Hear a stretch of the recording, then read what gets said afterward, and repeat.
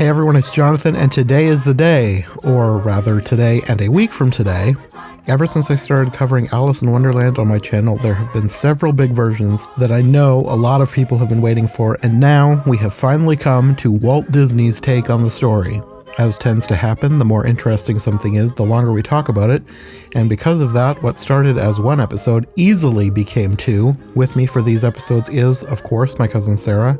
Sarah has been reviewing Alice in Wonderland versions with me since I started on YouTube back in 2017, so I couldn't not do arguably one of the biggest, most famous versions without her. And then joining us is the Alice expert herself, Jenna West, aka Phantomwise, one of the most knowledgeable people I know when it comes to Alice in Wonderland and the various screen adaptations thereof. I knew I had to get Jenna to join us for this one, partly because it was such a big occasion, and partly because she knows a lot about not just Alice in Wonderland history, but also Disney history, and this would be the perfect place for her to enrich us with all of her Disney and Wonderland knowledge and trivia. And while I should have guessed as much with how much Alice information Jenna has, little did I know that we were going to get enough material from her vast stores of knowledge that I was going to be able to make a full hour-plus extra podcast of just Disney and Alice history. This first episode will be a deep dive into the history of the Disney film, as well as a few Alice-related tangents. We talk about the history of the film itself, as well as Walt's bitter, and I do mean bitter, rivalry with another Alice filmmaker, Alice's presence at the Disney parks, and conspiracy theories about not just Disney and the story of Alice in Wonderland, but also the author, Lewis Carroll himself. Jenna is an absolute wealth of information on all of these topics. Also, if you're watching this on YouTube, before we get into the episode itself, I wanted to give a huge thanks to Simone Fole. She's the artist behind the awesome Alice in Wonderland avatars in this episode. She did an amazing job, and I'll have a link to her Instagram account in the description. Okay. Next week we'll talk about the film itself, but for now, let's get into the dark and troubled, but also fun and interesting history of Walt Disney's adaptation of Alice in Wonderland.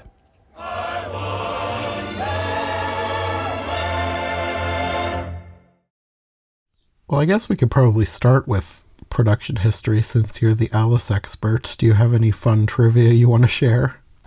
Well, I did talk about it a little bit in the Song the South video already. I don't think it matters if you recap some of that because probably...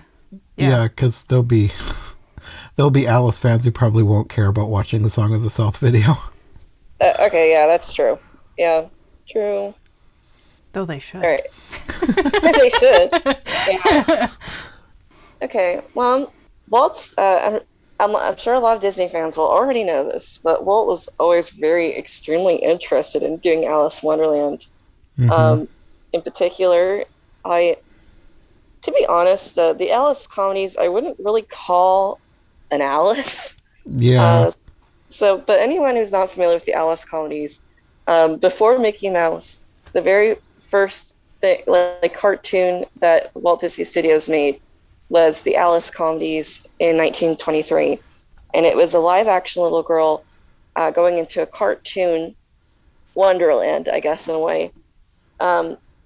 But the concept was, I would say the concept was inspired by Alice. Like, it is a little girl going into a fantasy world. He just took it like a different direction, with the time period, basically. I've never seen that. You haven't seen the Alice comedies? I do recommend, they're not all good. Some of them are really bad because, they were, at some point, they were just making them to make them. Oh. There's one thing to keep in mind about the really early Disney stuff from like the 20s. Walt wasn't really in charge. They were, oh my gosh, I don't remember like who they were making cartoons for, but basically it was somebody going, make these cartoons. That would make more sense because just making them to make them does not sound like Walt Disney. Yeah, it's not what Walt would have. Walt got bored of things. That played a part in why he ended up going solo, but it was also because the next character after the Alice comedies, which was Oswald the Lucky Rabbit, this character is basically stolen from him because it really belonged to the person who was producing it, not him. So that's when he came up with Mickey. It was like, I'm going to own everything I work on, so that's never going to happen to me again. But anyway, going back to Alice, so yes, there's always been a very early Alice connection, but I wouldn't really call it an Alice. But like right when he got the idea to like start making full-length animated films, Alice was a very early contender. But I believe they went with Snow White pretty early though.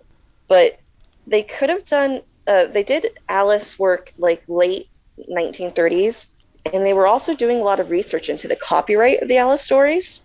So actually, probably the big reason why Alice definitely was not the first animated Disney cartoon, I mean full-length Disney movie, was probably because Paramount made their Alice. Otherwise, that might have been the first Disney movie in a way. So like the very first version, I don't know if you're aware of this, it was going to be a live action, basically like the Alice comedies, live action with Mary Pickford as Alice. Oh, wow. In an animated Wonderland. Yeah, there are color photo test shots. I kind of want that to be a thing. I know, Mary Pickford is so cute and talented. I'm sure she would have made it work. She was very excited about it. But Paramount announced that they were going to do their Alice. So not only was that not very, it's not very smart to do an Alice when another big studio is doing an Alice.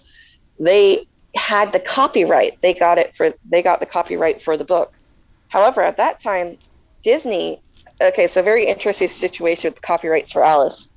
The copyright for the text of Alice and for the illustrations of Alice were separate.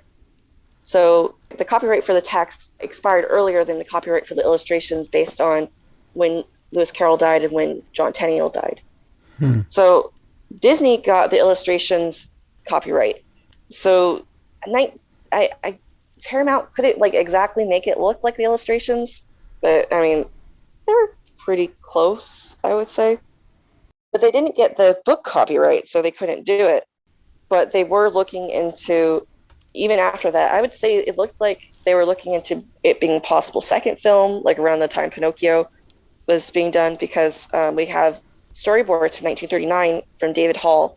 Disney loves to use these storyboards because I don't know if you guys have ever seen these storyboards by David Hall, but they look nuts. They're very 30s-esque. They're very grotesque, but they're very inspired by the book illustrations. Okay. There's a lot of surreal imagery, but like, I don't know, imagine like kind of a surrealness mixed with like 30s cartoon animation. It would have been very neat, but when Walt saw these storyboards, he hated it. He thought it was awful, that it was too faithful to the book, and that it was too grotesque. So he's like, no, we're not going to do it like this. So they didn't do David Hall's version, which would have been interesting. Some of the things I remember was because, well, it was very inspired by the illustrations. There were a lot of like liberties.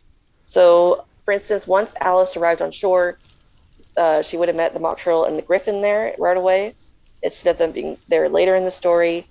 When she, you know how she talks to the doorknob in the Disney movie? Yeah. Well, in this version, she was going to talk to the drink me bottle. It was going to be like a little man bottle with juice in him, and she would drink from him. And I don't know, which is a weird concept. Probably best they didn't go with that.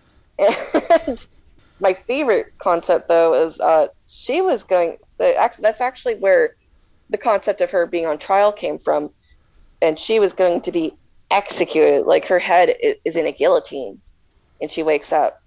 So why was she supposed to be in trouble in that version? I'm not 100% sure.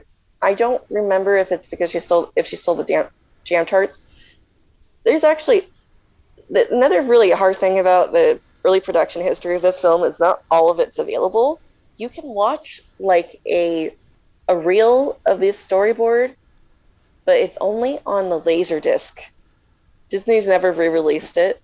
You have to get the Laserdisc, and I have seen it. Like Sam from Curious Archive did get it, but it's really sped up and hard to watch. I don't know why it's so sped up. Anyway, they do have you could actually get these illustrations from these storyboards in books that they sell, but as far as I know, you can't get the full storyboard in the book. It's just like selected illustrations from it. Let's see, and then after that, meanwhile, what was going on, this is information that I found while researching. Disney bought the rights from Paramount, even though at the time they bought them, the book was finally, like, the rights were finally expired. They didn't have to buy them. But in Hollywood, you just buy it anyway to avoid trouble because they could have sued them. And this was also around the time, you guys have watched the 1949 Bunyan version, right? I believe Yeah. The French. Yes, the French one. Yeah. Yeah, the French one. Bunyan was trying to get the rights at the same time. So both Bunyan and Disney were trying to buy the Alice book rights from Paramount, which were expired. And Paramount went with Disney. And that's part of why he was so pissed. And he's like, it's expired. I'm going to make it anyway. There's nothing they could do to me. Take me to court, you know. Oh, the French guy. Yeah. Well, actually, he's not French. The French produced it with him. He was American. Oh. Yeah. I guess I thought he was French because the movie was both French and English. He was approached by French film because the French government wanted to utilize the Nazi labs that they left behind for photography. And they wanted, so they were like, let's have a film industry. Oh my goodness. America was the country of films. So they went to America, and Bunyan was one of the people they got because he did a very successful, oh my gosh, sorry, I'm not a Bunyan expert. He did a very successful movie right before then. This is already amazing. Sorry. What was his favorite breakfast food? Come on, Jenna. Oh, I don't know that. Sorry. But sorry, we're going on a bit of a tangent, but I do No, find, this is great. Yeah, I find the Bunyan Alice and the Disney Alice fascinating. Their like history, and because it's like the war of Alices, right? You got the drama, you got the betrayal. It's, you know, you got the legal battle. It's perfect, and it's not talked about enough. I still need to do more research, but anyway. So he did he didn't do a whole film, but he did like a very successful section in a film, and that was part of why Paramount was even considering selling it to him. And they were like, well, actually, no, they weren't just going to sell it to him. They were considering having him direct it. They were going to produce it, and that's why. But Disney was like, I want the rights, and that's part of why he was so pissed off. So is that how the French got a hold of him, or were the French? They were like, we're looking to start up a film industry. We want to make a film. And he's like, my buddies have turned on me. I'm going to the French. Yeah, or something like that. Pretty much. He turned his back on the American film industry at the time. I actually, from what I read, I believe there was an article where they actually were like, he's gone to France, and he's taking his animators with him. You can't blame him. Yeah. Anyway, we're going to go back to the Bunyan Alice again. Anyway, Disney's happy. He's finally got the expired rights for the books that he doesn't need, but he knows Paramount's not going to give him trouble now. So he's looking at doing the film, but he's like, you know what? Does this book really translate to a film very well? Like, it's very episodic. There's no like overarching story. And they were also doing research into previous Alices, one of which they watched the Paramount film and they hated it. They got like a screening. They got Paramount to send them the reels to watch it. They're like, this is terrible. Was that 1933 or was that a different one? Okay. The 1933 one with Charlotte. One? I don't know which one you guys call terrible. It's the one where they look like they have melted faces. 31 is the terrible one. Okay. 33 is the one with all the stars. Yeah. You like 33, right? I think. I feel like that was pretty good. Yeah, it was better than 31, definitely. Oh, definitely. Yeah. Many things are. Yeah. It's not hard to be better than that one. But like as a film though, so a lot of people do like 33. I personally, I don't feel like it's a very good Alice adaptation, but it is technically faithful. There's definitely a lot of, because that's the thing, like it does try to be faithful. I think they tried too hard. I think if they actually took some things out, it would have done better. But anyway, Disney was like, they try to be faithful and look at how this movie turned out, because that movie bombed at the time. It did not do well. I know there are some people think that was the reason why big fantasy movies didn't really do well again until Wizard of Oz. I don't know. I'm not enough of a film expert of that era to be able to say that, but it was a really big financial loss. But another thing was Alice was supposed to be part of this huge film directive that they had. But anyway, that's another tangent.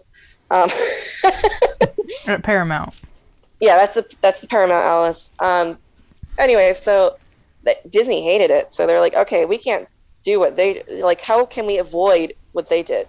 And so Walt thought of a story. Like, we can make it a story where we have these sections from Wonderland in as part of this overarching story.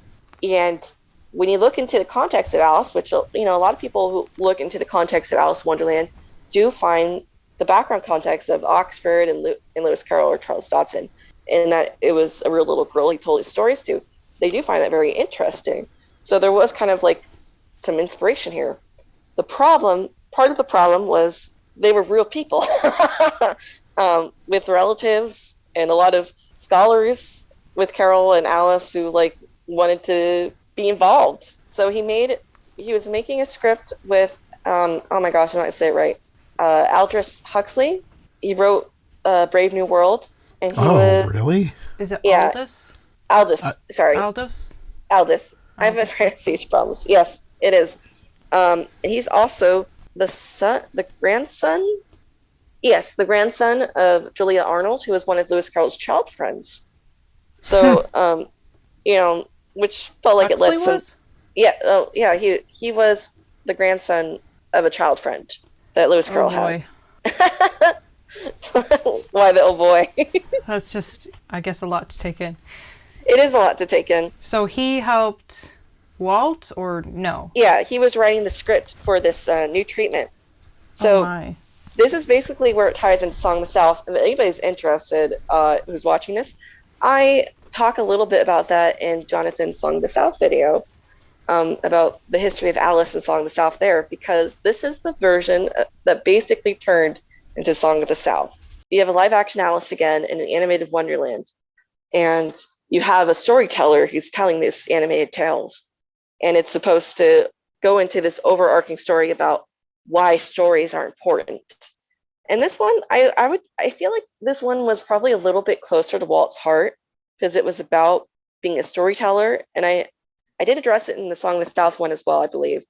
He felt like he had to justify that being a storyteller was important. Mm-hmm. So Huxley was very interested in this version. It was very personal to him because of his connection, his familial connection. But this was a very strange version. Unfortunately, most of the material for this version was in Huxley's house, and it was destroyed in a fire later. So we're missing, like, a lot of material for this is actually gone. But I found a couple things, like I found some concept art in an auction once. Of course you did. And there is a book about Huxley's work in general that goes over some of the surviving content that they do have. So in particular, Alice, so the little family, her dad's still the Dean of Oxford. Lewis Carroll still lives there and works there. But Alice is their only child. She doesn't have any sisters. And for some reason, her parents go off on a trip. So they get a governess. And the governess is awful. She doesn't like imagination. And she's always like stifling Alice's and wanting her to be a proper young lady. Meanwhile, Lewis Carroll is like the fun uncle. And he feels sorry for her because, her parents are gone. And she has this awful governess person. So he tells her stories about Wonderland, and that's where the animated segments with Alice would have been part of it that help her in real life. In particular, I think she gets trapped in a greenhouse, and she imagines a hose as a snake that helps her out or something. So it's kind of like it's Song of the South when Johnny tricks the bullies. And Ellen Terry, the actress, would have been in it. She actually would have been Lewis Carroll's love interest, which is weird. She was much, much younger than him. But this was something they seemed to have purposely chosen, because there's a quote of Walt saying, let's give him a love interest. And I had the feeling that he wanted, because at the time there were the pedophilia rumors with Lewis Carroll, and he wanted to like curb that. But anyway, There Wait, was a lot of quick question. yes. Okay. Sorry, go ahead. I'm So, just rambling to myself. was Lewis Carroll supposed to have Alice as a love interest or somebody else as a love interest? No. Ellen Terry. She was a famous actress at the time. So, like, he would have this side interest along with telling the stories? Yes. And this is supposed to somehow help curve historical rumors in a different direction? Yeah, even though I would say historically, Ellen was much younger than him, and he knew her as a child, so I'd sell that she was an adult in the script. That wouldn't have helped a whole lot then. Okay, so Ellen is one of the kids that he told stories to back in the day. I don't think he was that close to her when she was a kid, but she did know her as a kid, and then was friends with her when she was an adult as a famous actress, because he was very into theater. Okay. But I'm kind of like, I don't know. Yes, It's kind of like Pocahontas and John Smith here. Yes. She was. There was a very big age difference still. So I'm like, that's still a bit icky, but okay. I guess it's better. It's better than real life. No. Well, I don't want to go into that because that's a whole different discussion. But anyway, What, the rumors? yeah, because I'm at least when I was doing my blog, I was very vocal that the pedophilia rumors were invented by Freudians, because when you go back to trace the evidence, there was actually a lot of cover-up of gossip with him with adult women that his family were trying to hush up. I think I'd rather, not that he should be messing around at all, but I'd much rather have rumors going around that you were misbehaving with adults than with Yes, but Victorians it's a very different viewpoint. So it's kind of a strange time in history. Yeah, it really is. Cool in many ways, but yeah, they just I don't his family really had no idea that they were setting him up for something so horrible. And now that there is the evidence, nobody wants to believe it. I think you know a lot of history that I don't know about that. Like, whatever history I know about those rumors, I've probably just read some of it on a Wikipedia page. And you've obviously gone in with tweezers and a microscope to try and figure out whether he's guilty or not, and what the family had to say and what was going on. And I have no idea what was going on and what the family had to say. If you are interested, I would recommend In the Shadow of the Dream Child by Caroline Leach. But tangent. Let's go back to the Walt. So I don't think there's ever been like a very clear reason said for why he stepped away from this version of Alice. But I think we can make some, guesses. For one thing, a lot of people were trying to get involved in this version because of the real life people being portrayed. For instance, I know that Alice's descendants were trying to be in contact because they wanted influence over how she would be portrayed in the movie. Mm-hmm. And I believe even his family, the Dawson family, was trying to get involved, and a lot of Alice purists in general, which a lot of them, let's be real, would have wanted a romance between Alice and Lewis Carroll because they're creepy. So I think, Okay. yeah, and I think at some point he was just like, you know what, maybe this would be better with a fictional storyteller, because then I can control the narrative, right? And I think that's when it became Song of the South, because Uncle Remus isn't a real person, so he could make up a story, and he doesn't have to worry about, people getting upset if it's wrong. Of course, people got upset for other things, but Which it's interesting you bring out that perspective, because us in this century, I wasn't even thinking about living relatives trying to influence this film. Yeah, that never even crossed my mind. But it's really, it's not so far removed from that time period that makes sense. oh yeah. What year did the real Alice die? Oh my gosh, what year did she die? 30s. She died in the 30s. Okay, that's what I was thinking, because I know there was Yeah. that old footage of her like paying a visit to the U.S. Yeah, she died a few years after that. And Carl Little, her grandson, was very, very into the whole real Alice in Wonderland thing and making money off of it. No, it's not her grandson, her son. He's the one who pushed her to do all that promotional stuff. She did not want to do it. So he made money off of her. Yeah, he made money off her, so he very much wanted to control the narrative. I wonder how much she got out of it. Not very much. She still wasted it. Oy. He put it in like bad investments, and she ended up having to sell her home that she lived in her whole life after she got married to her husband.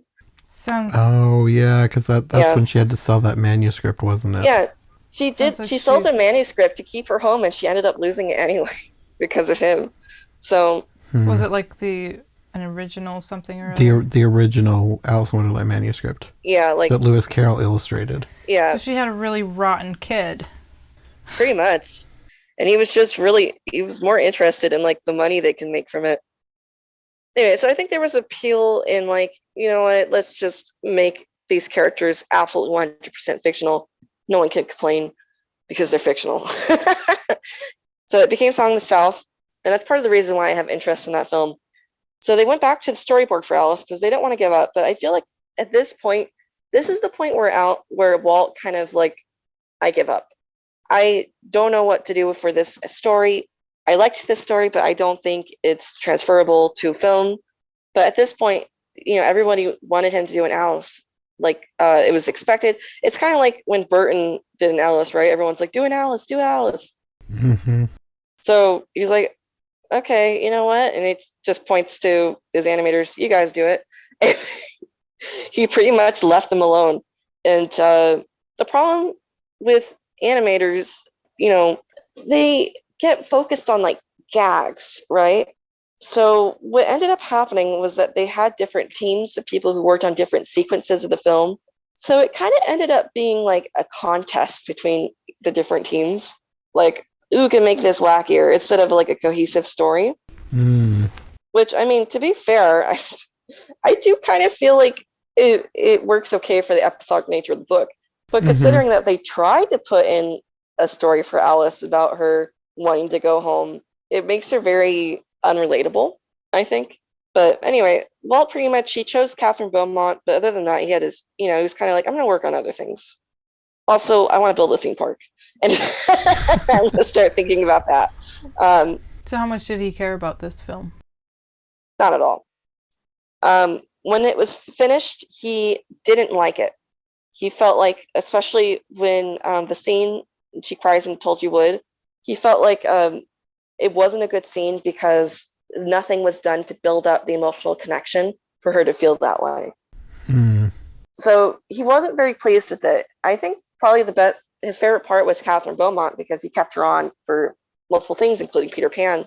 I thought maybe you were going to say you thought it was too much like Snow White off in the woods surrounded by... surrounded by goofy characters.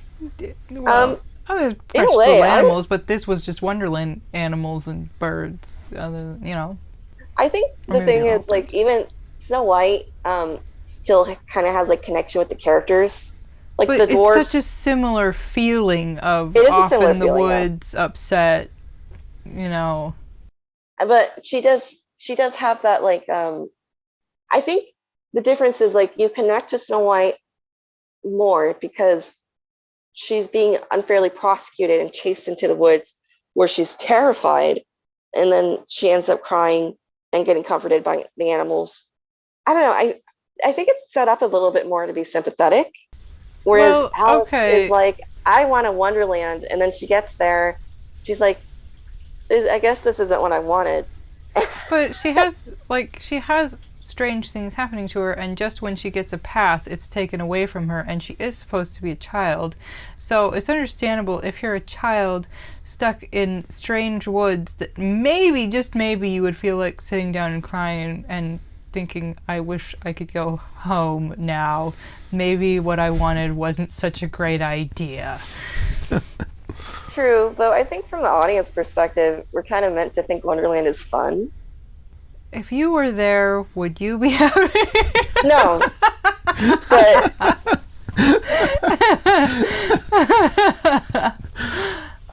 But we're not really focused on her throughout the movie. It's more about who she meets, which I say is like the book too.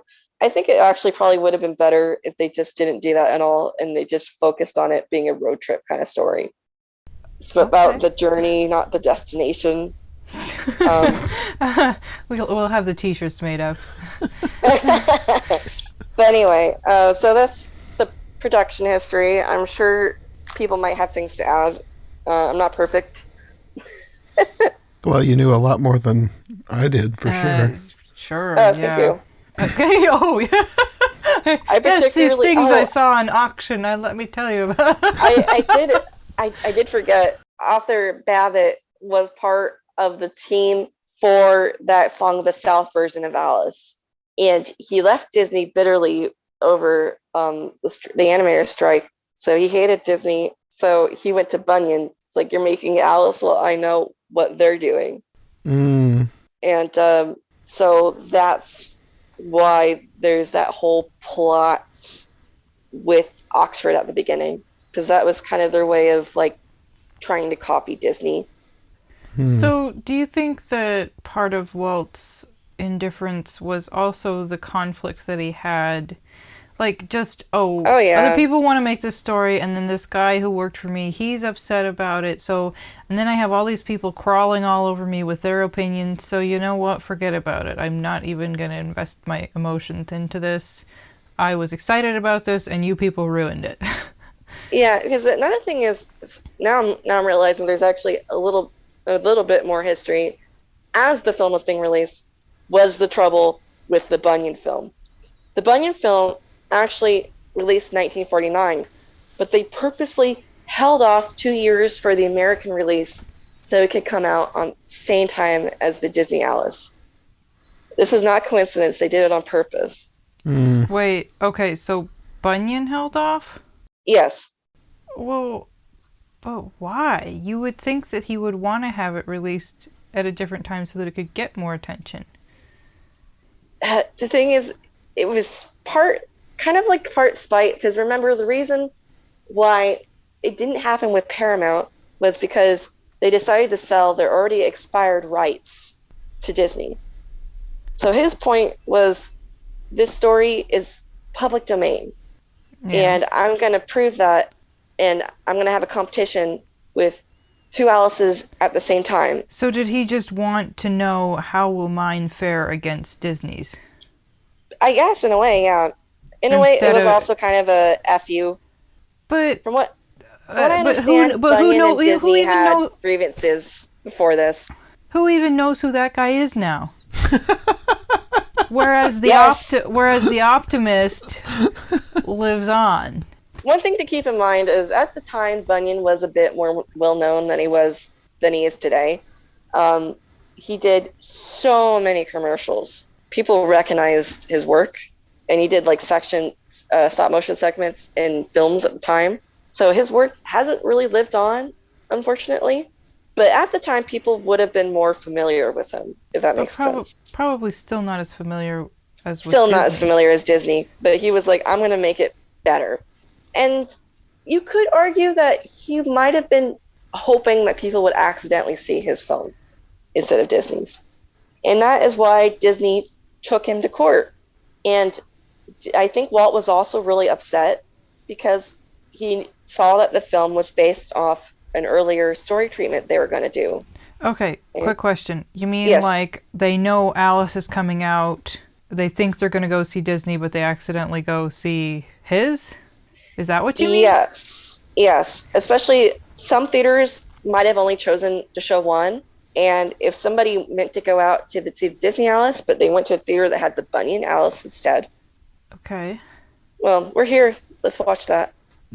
So this guy maybe knew that he was a little bit smaller potatoes and wanted to just sort of crawl up the ladder a little bit more, or? Maybe. I personally think it was more of a big F you. Like, I think that he was trying to be like, F you to Hollywood. It doesn't make any sense to sell each other expired copyrights for public domain stories. And, like, there shouldn't just be one monopoly on animation, because Disney was the big dogs at the time for animation. So what was the lawsuit about, basically? That he was taking revenue away from him? Yes, and that he was treading on the rights they had. So, like, Disney sued him, right? Yes. So Disney sued I him. kind of felt like Disney was the big guy going after the little guy. I feel less sorry for the other guy now. Well, history is not black and white. I feel for both of them in a way because if Paramount had gone and done the film with Bunyan, it would have been huge for him, right? Like it's still really the only big film that he was able to end up doing. Okay. And it was kind of BS that they ended up selling the rights to Disney when the rights it didn't even matter. They just I still feel like he should have just released it when it was ready and I agree. send it with a kiss out into the world and be like, if they love it, great. Either way, because he should have released it in 1949, 1950. If it was amazing, then that in itself would have stolen some of Disney's thunder. It's like, wait, we just saw this film and you guys are coming out with another one? Okay, what you got? Yeah, that's what I was thinking. It would have made more sense from that perspective, for sure. It really would have. Though I do know that there was some problems with the production company he chose. In particular, in one newspaper article I was reading, there were reports that the distribution company offered to sell Disney the movie so they could stop distribution without conferring with Bunyan. So he didn't do that though, did he? No, he got a different distribution company. He was like, F you guys. Yeah. That's really underhanded. Yeah, it really is. Would Walt have stopped the distribution of it? As far as I know, I haven't found any indication that they were interested in trying to go that route. I think he wanted to take them to court because it would hurt more. Because another thing to keep in mind is Art Babbitt did a huge betrayal. Mm-hmm. So he couldn't sue that they stole his work because they ended up not doing that story treatment. Okay, so Art Babbitt going to this guy and saying this is the type of story that they're doing, and then he did that type of story? Yeah. Because you remember in the French version, they had that whole beginning with them in the real world, with the real people. You had more parallels between the real world and or more clearly defined parallels. So that was in and of itself basically a Disney ripoff. Yes, it was trying to rip off Disney. Wow. It's kind of like how DreamWorks tried to release things before Pixar would. Like big Ants idea in of the a story Bug's Life. treatment. Yeah, exactly. Shark's Tale before Finding Nemo. Mm-hmm. To make it look like they did it first. Yeah. I didn't know that, but I haven't watched the DreamWorks movies, and I've watched... I don't recommend the early DreamWorks movies. You could go to Shrek, that one's fine. You don't need to watch Ants. Ants scarred me as a child. If you're pointing to Shrek as a higher level... Well, that was when DreamWorks was getting good. Prince of Egypt is good. I think that was the first one. I'm not a DreamWorks fan. Yeah, I think Prince of Egypt was their first. It was one of the only hand-drawn ones that they did before they switched into CGI. Yeah. But anyway, it's a story of Hollywood portrayal, just like Katzenberg got pissed off at Eisner and went to DreamWorks and did that. And legal battles are really, really, really expensive. Mm-hmm. So I think he was like, I don't even want to buy out their movie. I'd rather take it to court. But I don't think he should have, because I think his movie would have done just fine. Mm-hmm. And but because he lost, because they were like, it is public domain. These rights don't have any standing in court. And he couldn't go after him for like taking his idea. Copying him because they didn't do it. They went in another direction after he snuck away with their plans. It was just enough to make him mad over his cereal or whatever. Yeah, though, can you imagine if they didn't change their plans? Oh my lord. Maybe that would have been a different story. I think they definitely would have had a case at that point. Yeah, but unfortunately they didn't have a case. And the judge even said competition should be encouraged. So even though it was very obvious they went for the same week as the Disney Alice was releasing. So it was very direct competition. Now, this is where Walt gets a little bad. He was like, you know what? I have connections at Technicolor.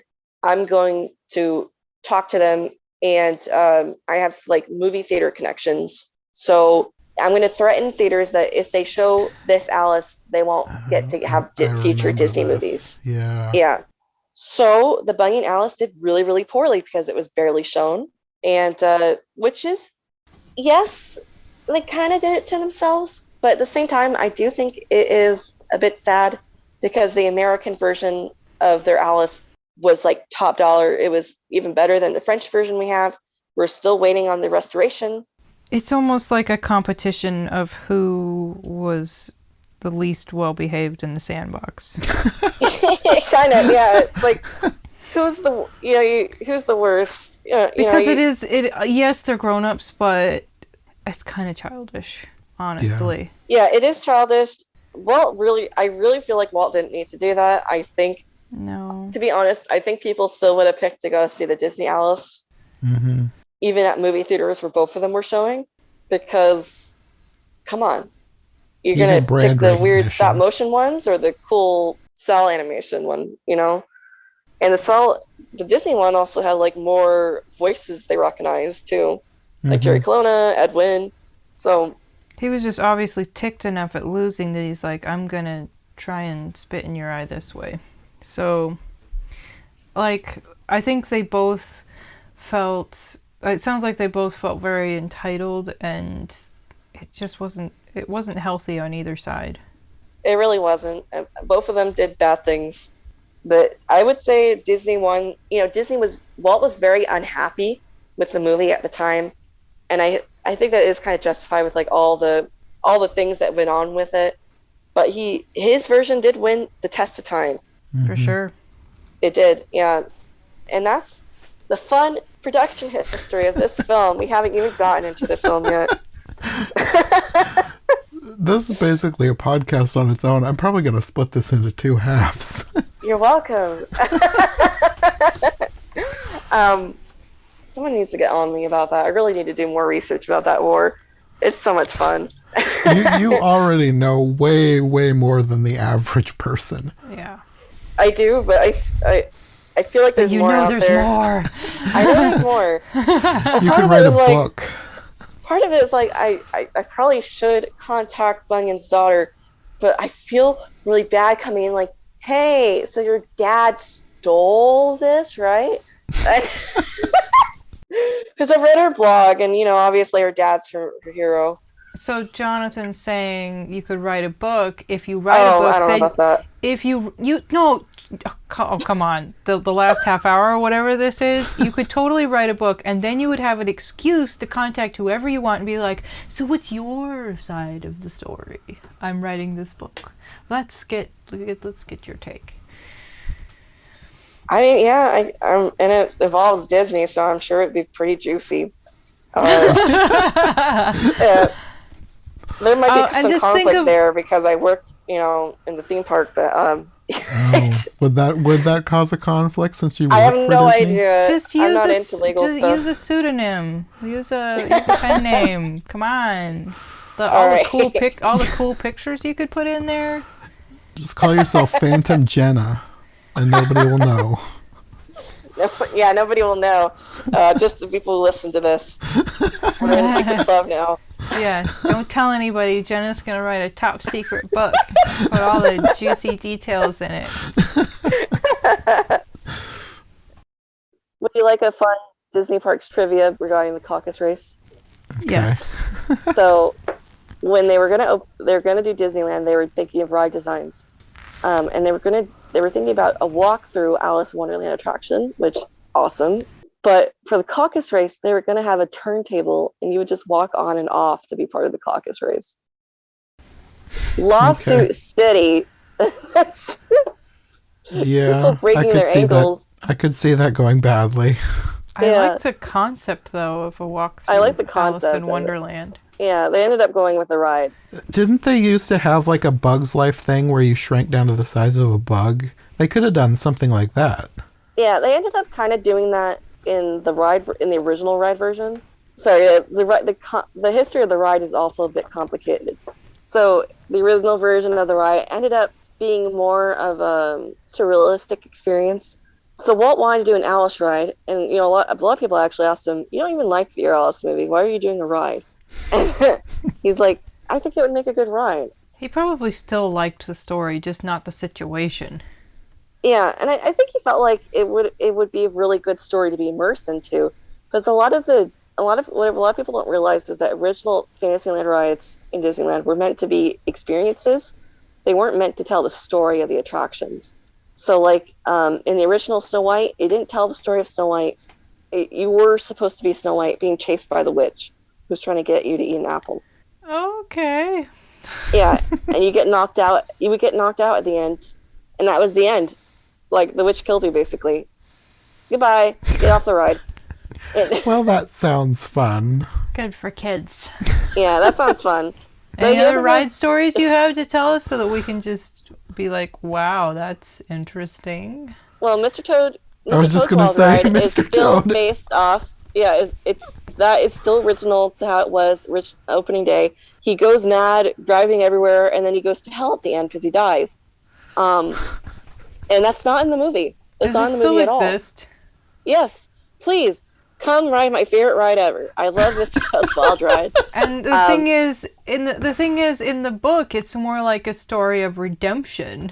Like, yeah, in this one, he just goes to hell. He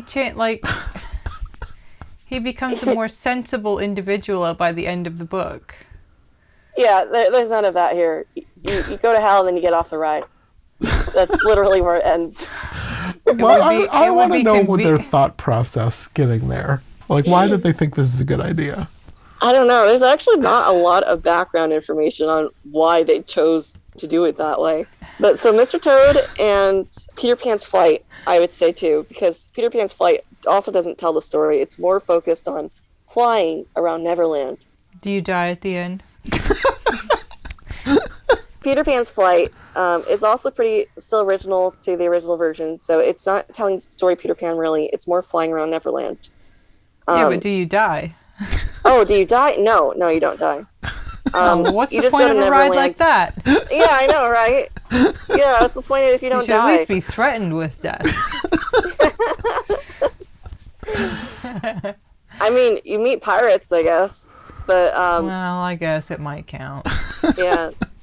Anyway, so the original Alice ride was more of an experience, and they had a pretty cool, like, tunnel sequence where it would go through and it would get bigger, so it felt like you were shrinking, and then you would be in the upside down room, which isn't in the movie at all. You would have a giant Cheshire cat that you would go under, so it was pretty wild.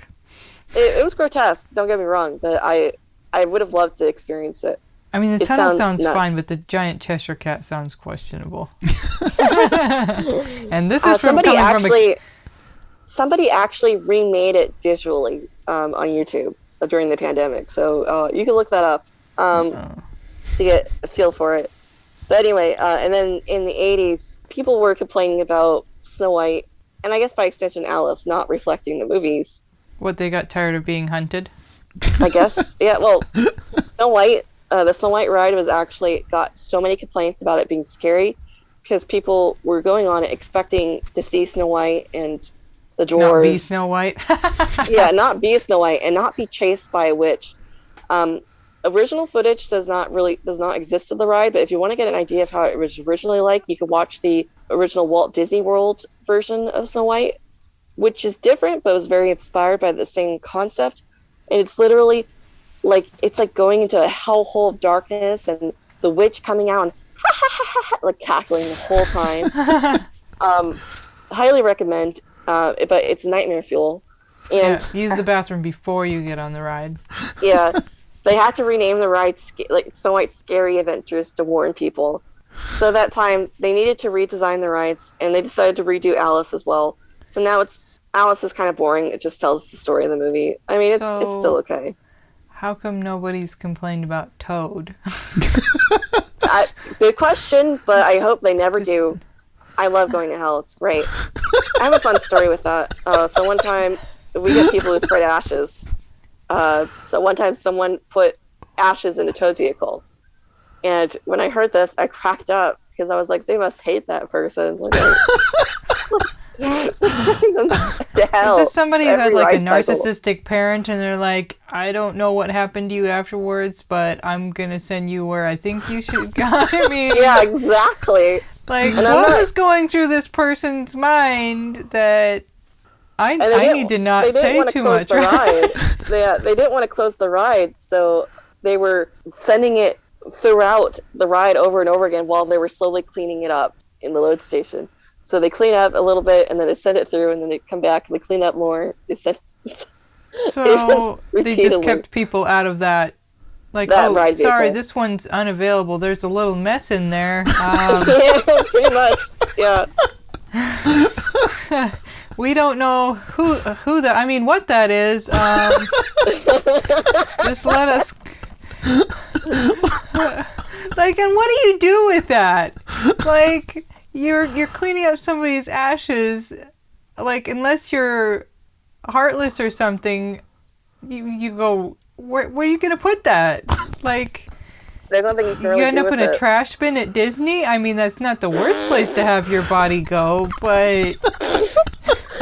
I think Like, it's a better oh, place. they love Disneyland. Now they're a part of it forever. Like, this is so bizarre.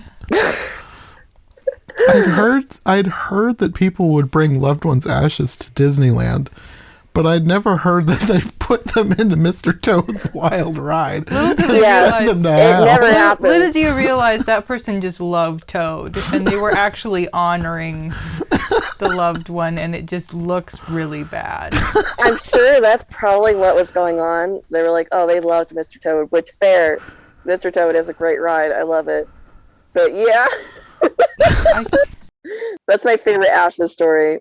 I could understand like a flower bed or something better than anyway. Yeah. Anyway, I can't give advice on where to store your ashes at Disneyland. I'd get in trouble for that. But don't do Mr. Toad. Oh, no, you don't need to give advice. People can figure it out themselves. It's okay. Anyway, Oh, over here. They dumped it here. anyway, that was a tangent, but we did This talk is about what the the Alice ride. podcast is for. Yeah. Like, oh my. If they just wanted the movie, they could watch the movie. If you want to have a lot of rambling about the movie and some odd stuff thrown in, then this is where you come. That's true. Definitely. That's true. Oh, you ever look at a lot of old Disney park stuff from the 70s? Walrus was a very popular meet and greet character, and I don't get it. Really? Yeah, he's not a character I would go, I want to meet him. I didn't even know they had a character suit for the walrus. Yeah, I mean, I think he's been retired. Like they don't have him anymore, and they're not going to update him, put him back out. But he was Well, they should. popular character. He was a very popular character in the 70s. That's very some reason. random. It is. And another random thing is Japan loves the oysters. They think the oysters are adorable. If you look up Disney Alice merch in Japan, you'll see a lot of oyster stuff. Like the little baby oysters. Yeah, with their little oyster bonnets. Because I the way could see they that. Because the way they animated them is really cute. It makes it even darker. Like, oh, the little babies are dinner. So, That's interesting. I can see if why. you guys love them, you better get your merch from Japan. I kind of want to Google that now. I actually highly recommend looking at Japan merch for Alice because it's so good, but it's also really addictive. So, watch out. I didn't really think about Japan and Alice in Wonderland, but leave it. They probably love Alice, don't they? Oh my gosh, Japan is huge over Alice. Oh my gosh, Japan is huge over Alice. They were actually considering when they were expanding Tokyo Disneyland to put in a Wonderland area, and they decided to go with Beauty and the Beast instead. But I think it says a lot. They almost went with Alice. That would not be an option here. They should have gone with Alice. It would have been interesting. Yeah. They should have gone with Alice, in my opinion, but I think they wanted more international visitors, and internationally, Beauty and the Beast is a bigger property. But think about it. Like, I mean, okay, money, but if you're coming internationally, be like, oh, this is probably the only place with a special Alice in Wonderland land. That could be a draw. Like, Mm-hmm. Yeah, they they still do have an area that's there now with the teacups and the Queen of Hearts restaurant. So there is still like a mini themed area. It's not completely ignored. The restaurant is very, very cool. And they have Alice themed hotel rooms as well. I'm like, man, my Japan trip will just be more expensive because I'll have to stay in this hotel room. You know, you should ask if you can get a temporary transfer. Can I go sweep the floors at Tokyo Disneyland instead? Unfortunately, it's a different company, believe it or not. Oh, really? In Japan, only Japanese businesses are allowed to own like land. So it's actually owned by a company called Oriental Land Company. They kind of like license the Disney name and characters and license. Huh. So. Well, if you ever become very disillusioned, you know where you can run away to. Just need to learn Japanese. We have a lot of communication with them still. Like they get a lot of their character actors from us because they want them to look like the characters. That sounds awful, but that's what they want. Mm-hmm. We've had like visits from them, from their ambassadors, and we get custodial. Like we had the custodial head from Japan, from Tokyo, come be really overwhelmed because they were in the birthplace of Disney custodial. Oh my! And it was just like you're probably better than we are. No. But anyways, it's still technically a different company. I don't get a discount with them, and I don't get them for free. Sadness. And I can't transfer over there. Sorry, tangent again.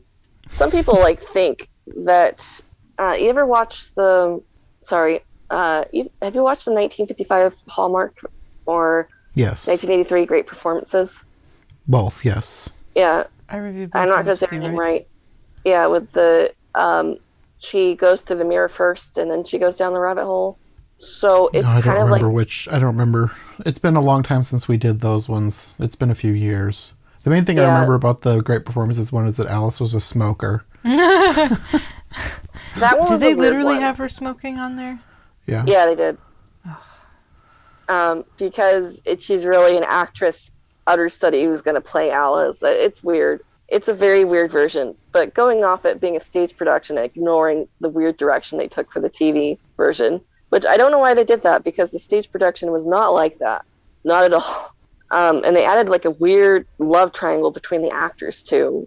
It was a bizarre. Anyway, but that story device of merging Wonderland and Looking Glass, I found out that Paramount might have bought the movie rights for that so they could do it in 1933. And when Disney bought the book rights for Alice from them, they bought all their Alice book rights that they had, including possibly the movie rights for that one. What, like Through the Looking Glass, or for the Galleon Alice, or however you say it. That's a very specific, for that mashup kind of idea, but also just like the whole musical itself. So that might be why there's never been a musical version, like a movie version of it, just only TV. I'm confused. Are you talking about the version that has, what is the Duchess and the rabbit falling in love? No, that's 31. Okay, I don't know which one you're talking about then. 33 is the Paramount one with the Hollywood stars. Was that a musical? No, it wasn't. So the thing is, Hollywood, if there's a slightest chance, like if something like just slightly relates to what they're planning to do, they will buy the rights to it to like avoid any potential copyrights lawsuits. So like for instance, when Disney did The Princess and the Frog Prince is a public domain fairy tale, but they bought the rights to a book that was written where I forget, but the princess turns into a frog.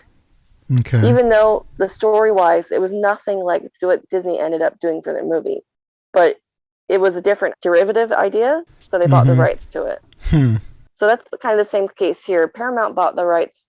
I can't guarantee that it was the stage musical version, but Paramount bought the rights for that so they could do their merged version of Alice going through the looking glass and then going down the rabbit hole, even though they ended up not really doing the musical. And Disney ended up buying the rights for that too when they bought the rights for all their other Alice rights. Okay. Hollywood just buys rights left and right. I guess I never thought about that. I figured if it was public domain, they didn't need to worry about that kind of thing. No, derivatives are different. It's kind of like how you could sue somebody copying off the Disney Alice, right?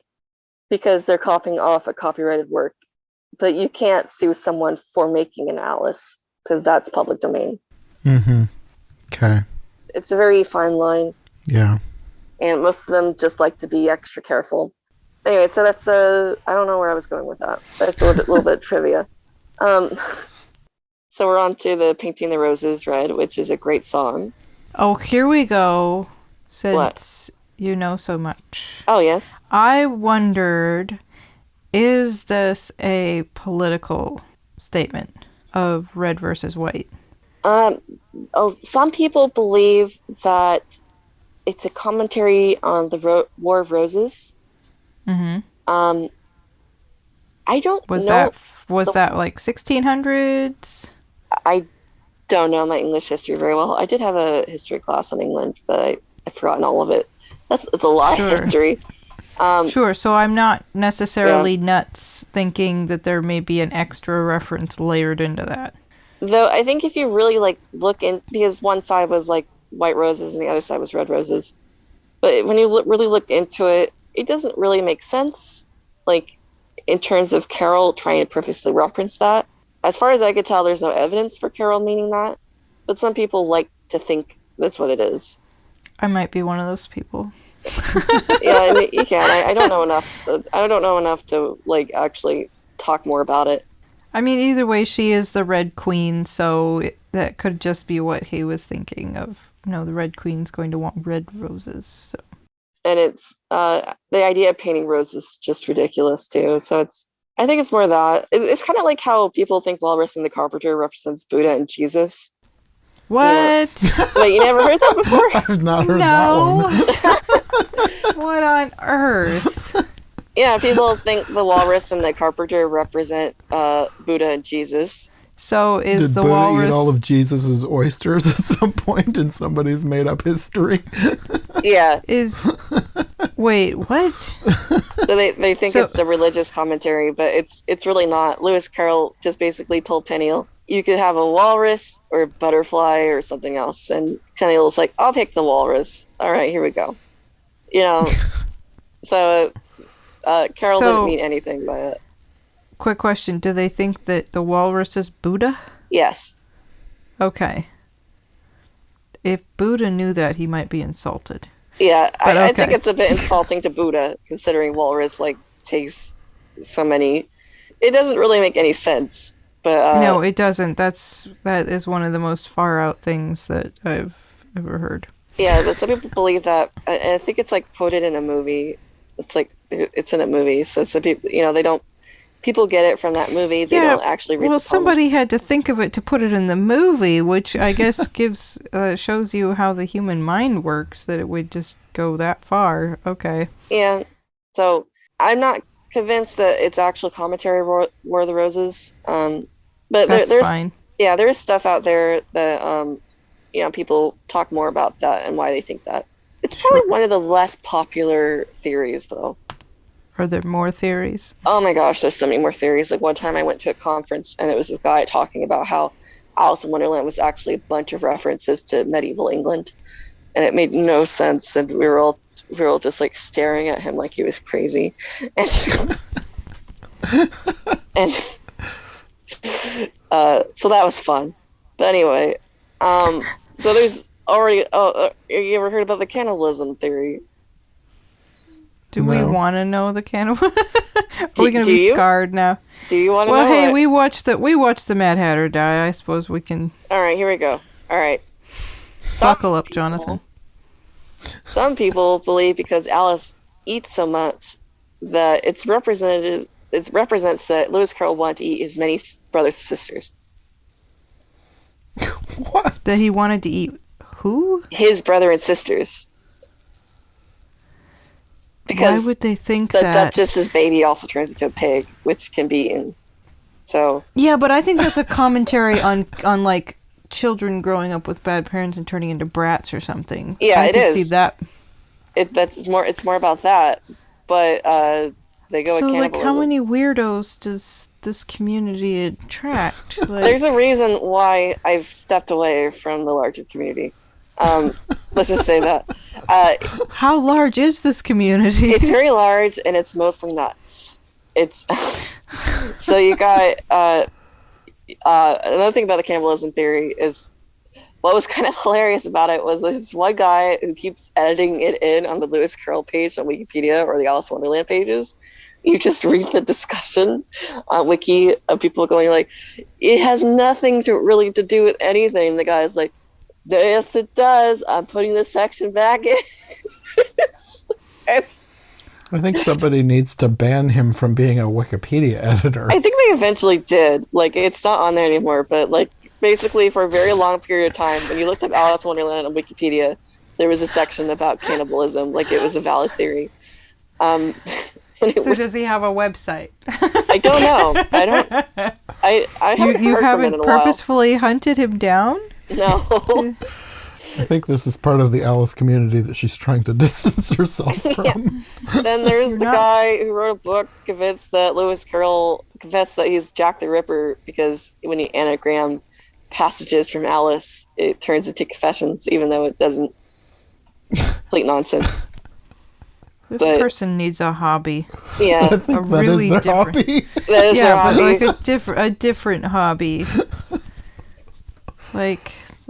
Wow, there's so many worthy hobbies besides looking for weird things in Alice in Wonderland. The one that upset me the most recently was someone who was convinced that, okay, you know how in the book, in the caucus race, they all must have prizes? Mm-hmm. So Alice gives all the birds comfits, and they're like, Alice has to have a prize. And she says, I only have a thimble left. And so the dodo presents the thimble to Alice. Well, Which is cute. yeah, somebody thinks that's their wedding. Because the dodo represents Dodson, because his name is Dodson. Yeah, and the dodo is meant to represent him on the boat trip. Is it actually supposed to represent him? It is actually supposed to represent him, but there's no intimation that this is anything but something cute. Yeah, and then also like it's not just him. There's also the duck is a friend who was on the original boat trip named Duckworth. The Lori is her sister Lorena. The eaglet is Edith. So this wasn't like just the two of them. Though he also said, but that's real. Yeah. So okay, these are real connections that he purposely did put in. But this person's like, the thimble is a ring, because we all know they represent kisses, even though Peter Pan was written much later.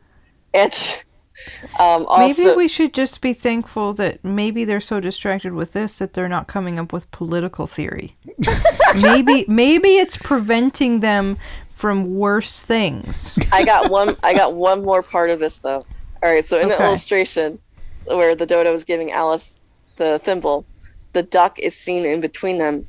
And the person's like, well, Duckworth was a parson, so he's officiating the marriage. There you go.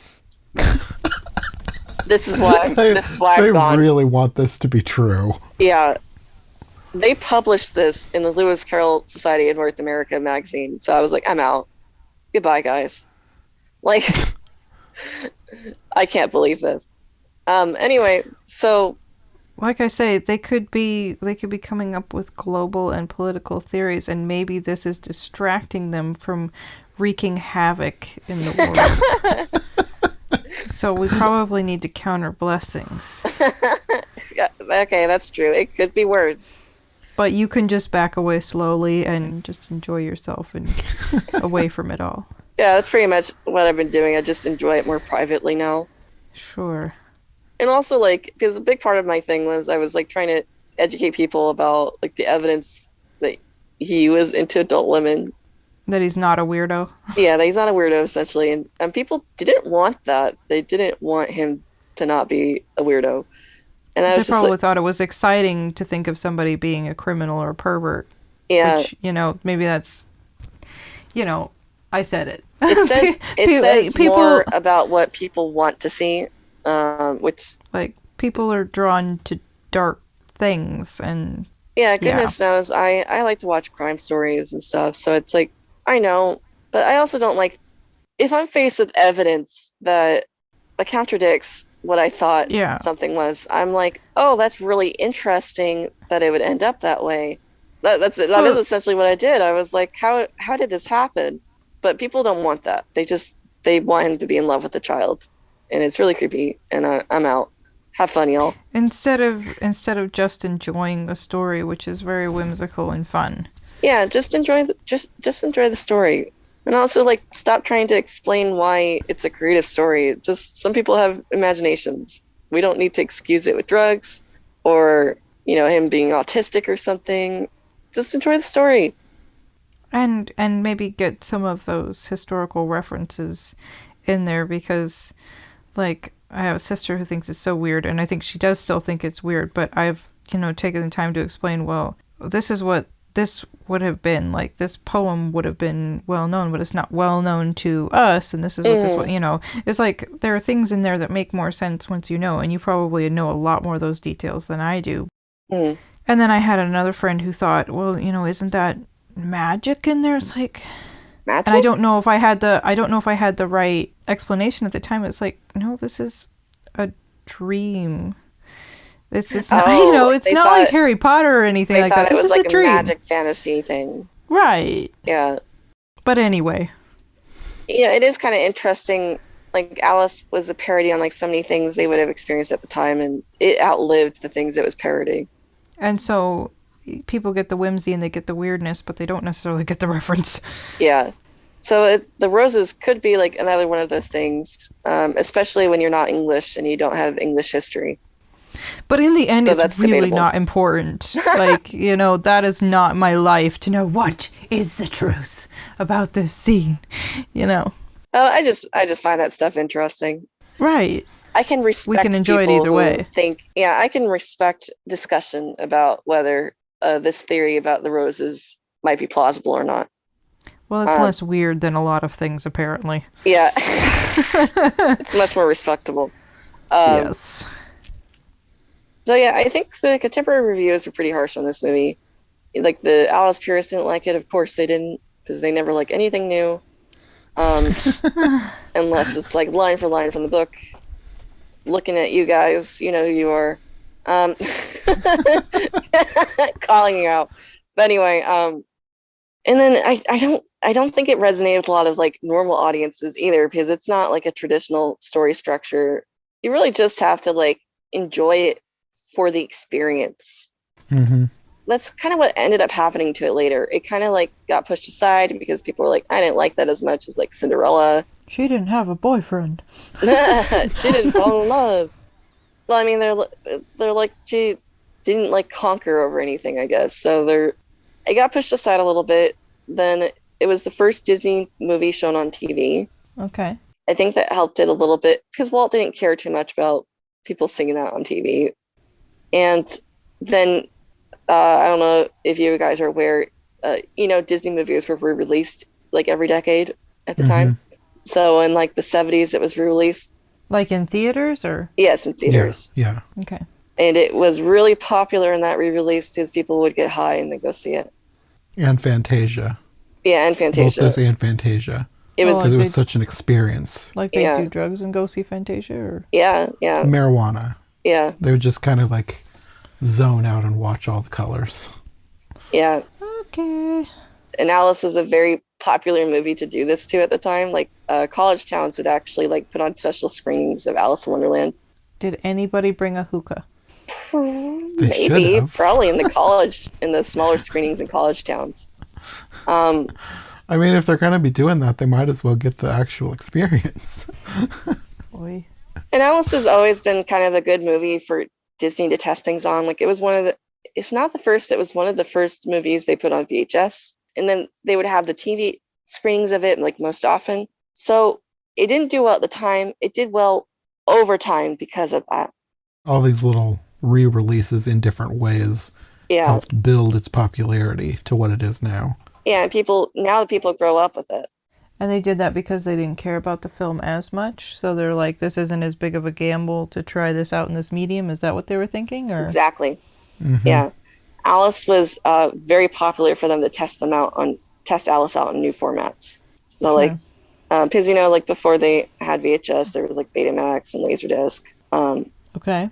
And Alice would, if not the first one of like the first movies they would release just to test the market, because they didn't have a lot of faith in re-release. Because let's say you would re-release Snow White in theaters, that's going to be huge. Heck, that would even be huge today, to be real, right?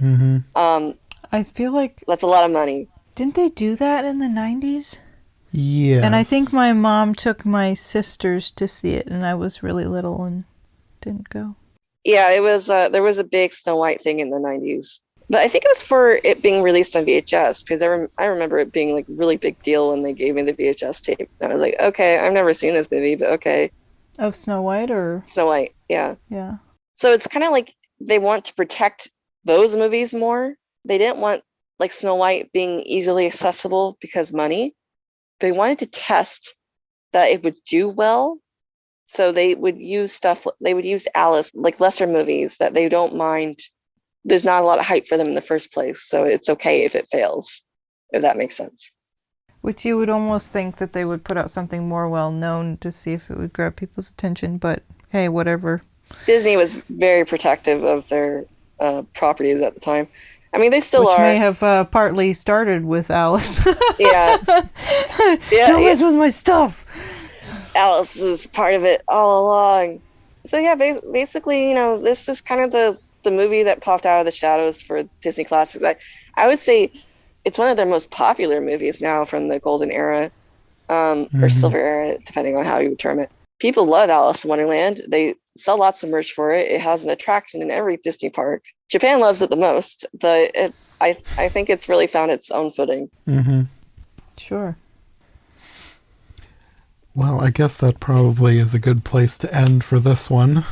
Yes. Do you want to let people know where they can find you if they want more from you? If you want to hide from all of them, it's okay, Jenna. I already have a target on my back. You can find me on my YouTube channel, Phantomwise, even though I never update it. And probably just find me around YouTube. I'm randomly on a bunch of videos, and I do search Alice things. You had a blog, right?